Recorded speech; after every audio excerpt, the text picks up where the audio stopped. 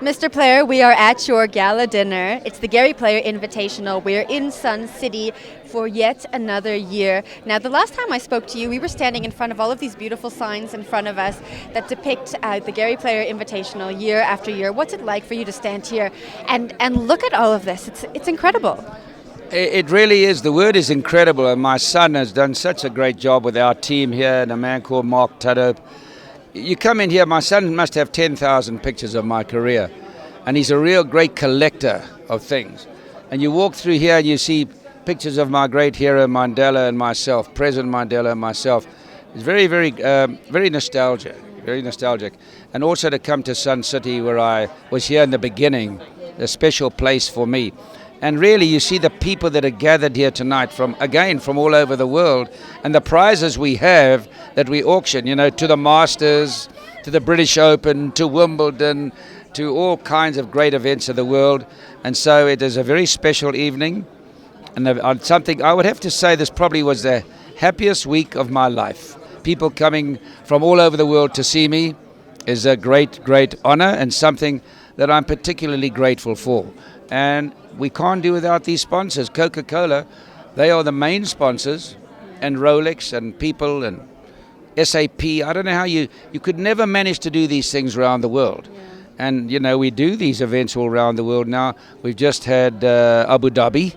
The Sheikhs would like to see that take place in their country. India now talking to us. It's a long way for me to travel to do all these things, but luckily you're a legend. I've got energy. But yes. I put energy by eating small dinners and exercising like a fiend. And I'm a good rester, and I'm happy, and I've got a great family. And so, if you've got a good family, you've got a good faith, and you work hard, it's one of the remedies for longevity. Now, you said you exercise like a demon. What does that exercise regime look like? Well, I do 1,300 at the moment, crunches and sit-ups. Then I put a 100-pound weight on my chest. I do them. Then I get on the treadmill at max. And then I also push now 300 pounds with a leg press with my legs. And I really am in good shape, and I'm very proud of it. And I've been doing it. When my brother went to war at 17, and he every time one of my grandchildren, which many of them have, turned 17, I look and I say, is that the age he went to war? What a waste of time having war. Why won't leaders of the world realize that war is the most dreadful, dreadful thing? This power is one of the most, it's a curse. And anyway, my brother said to me, promise me you'll exercise for the rest of your life. And I have. And now I was 8 years of age. That's 72 years ago. And I've exercised for 72 years. Well, you look incredible. And I'm going to exercise until the day I die. And my great wish is that the last check I write, I want it to bounce. I heard someone on the course today say that it was the best 3 hours of their life that they spent with you. What does that feel like? That's a compliment, I tell you.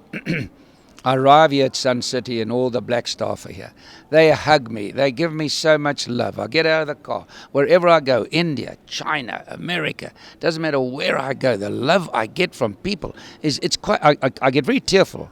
I really do, because I say, how can one man get so much love? I mean, from around the world. But one of the things that I think I said to you today that makes me feel so proud, loving South Africa so much, and being a professional and representing South Africa for 63 years, that I've appeared on television live more than any South African ever.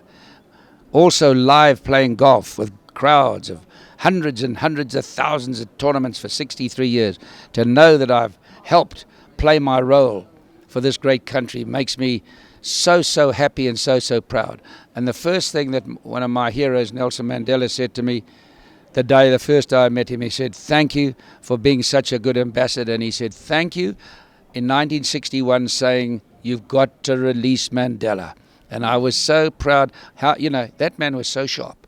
He knew exactly what was going on. And I'll end up and say this.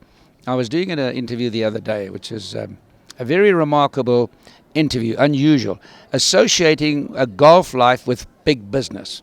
Now, my business acumen is nothing to boast about, but the experience I've had, having traveled more miles than anybody in the world, is a valuable experience. So this man said, university students, they graduate, straight A's, they go into business, they think they're going to do well. 40% want to give up. What do we do to tell them not to give up? I said, all you do is take them to Mandela, to President Mandela's cell, leave them there for a week, they'll come out and never feel sorry for themselves again. That a man that spends 20 years there for doing the right thing and comes out to be president and one of the 5 most respected men in this last century. Amen. Now you spoke a little bit earlier on today about how there should be free education for all South Africans who need it. Tell me about what was going through your head and what you thought of the student movements that we recently saw, Fees Must Fall. Oh, I'm 100% behind those students, 100%. If they can be spending $4 billion on an aeroplane when you can travel first class everywhere and have people look after you, the money that has been wasted in this country, it's an absolute tragedy. The Winston Churchill said the youth of a nation are the trustees of posterity. The young people, that's why all we do is to try and help young people get education. Now, I don't know if you can give everybody in the country free education. I was very frustrated when I said that. But certainly, you've got to keep education as the lowest minimal cost because we want to have a nation of bright people. Education is the light. If you go to Singapore, the best leader of the world ever, political, is Lee Kuan Yew. And you look at that country, no guns, no raping, no pedophiles, no papers in the street, highest education in the world, number 1 in the world, the greatest rainbow coalition. And if a man puts people on drugs, if they put them on drugs, they kill them within 2 weeks. They give them a court case. And Lee Kuan Yew's got the leading country in the world, greatest economy, greatest GDP, per capita, the best in the world. All we got to do is copy those people. We don't have to try and reinvent the wheel. You don't need experience to run a country like I used to think you do. Just copy them. And I said something on TV the other day, and I'll end up. Let's pick 4 of our best young leaders, whoever they may be, any different parties. Communist, Malema, Maimani, anybody you like, put them together. We'll get enough money, we'll collect it, send them to Singapore for 6 months, work with the Singapore government, they'll come back, we'll have the greatest country in the world. Mr. Player, thank you very much. Okay.